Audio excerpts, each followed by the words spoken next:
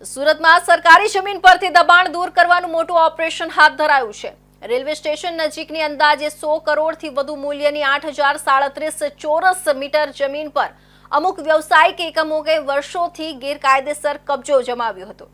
જિલ્લા પંચાયત દ્વારા એકથી વધુ નોટિસ આપ્યા બાદ પણ જગ્યા ખાલી ન કરાતા કોર્ટ કાર્યવાહી બાદ અને અંતિમ હુકમ બાદ મધરાત્રે ડિમોલિશન કરવામાં આવ્યું હતું। અંબિકા ઓટોમોબાઇલ્સ અને રાણા ટ્રાવેલ્સના પેટ્રોલ પંપ અને કારખાના તોડી પાડવામાં આવ્યા છે। સુરત જિલ્લા પંચાયત દ્વારા રેલવે સ્ટેશન નજીકની ₹100 કરોડથી વધુની કિંમતની સરકારી જમીન પરથી અનધિકૃત દબાણો દૂર કર્યા છે। સુરત રેલવે સ્ટેશન નજીક દિલ્હી ગેટ રિંગ રોડના ward number 7 city survey number 6 ની અંદાજે 8037 ચોરસ મીટર વિસ્તારની જિલ્લા પંચાયતની માલિકીની કિંમતી સરકારી જમીન પર અંબિકા ઓટોમોબાઇલ્સ તથા રાણા ટ્રાવેલર્સ દ્વારા અનધિકૃત રીતે દબાણ કરી કબજો જમાવ્યો હતો। નોટિસ આપ્યા પછી પણ જગ્યા ખાલી ન કરતા આ દબાણો જિલ્લા પંચાયતે ડિમોલેશનથી તોડી પાડ્યા છે। આ જમીન જિલ્લા લોકલ બોર્ડ સુરતની હતી।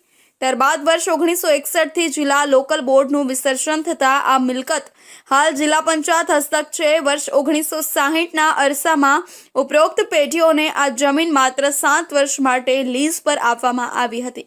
મુદત પૂરી થતાં જિલ્લા પંચાયત સુરતની કમ્પેટન્ટ ઓથોરિટી દ્વારા જમીન ખાલી કરવા અલગ અલગ નોટિસ અપાઈ હતી, પરંતુ હાલના કબજાદારે જે તે વખતના લીઝ હોલ્ડર સાથે મિલીભગત કરી જિલ્લા પંચાયતની કોઈપણ પ્રકારની પરવાનગી મંજૂરી વગર છેલ્લા 50 વર્ષથી બિનઅધિકૃત રીતે કબજો કરી સરકારી જમીન પર ગેરકાયદેસર દબાણ કર્યું હતું।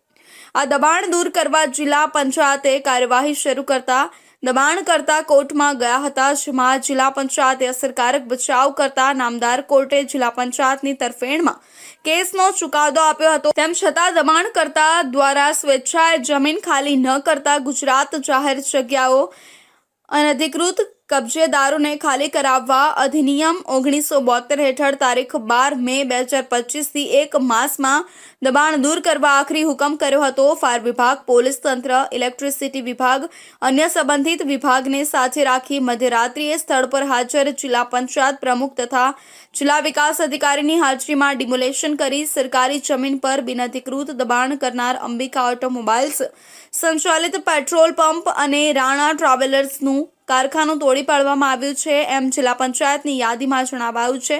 નોંધનીય છે કે આ જમીનની વર્તમાન જંત્રી મુજબ અંદાજિત કિંમત ₹100 કરોડથી વધુ છે। જિલ્લા વિકાસ અધિકારી શિવાની ગોયલે જણાવ્યું હતું કે જાહેર મિલકતો પર કરાયેલા બિનઅધિકૃત દબાણો દૂર કરવા માટે કડક કાર્યવાહી કરવી અત્યંત આવશ્યક છે। આગામી સમયમાં આવા પ્રકારની અન્ય અનધિકૃત દબાણો સામે પણ સખત કાર્યવાહી કરવામાં આવશે।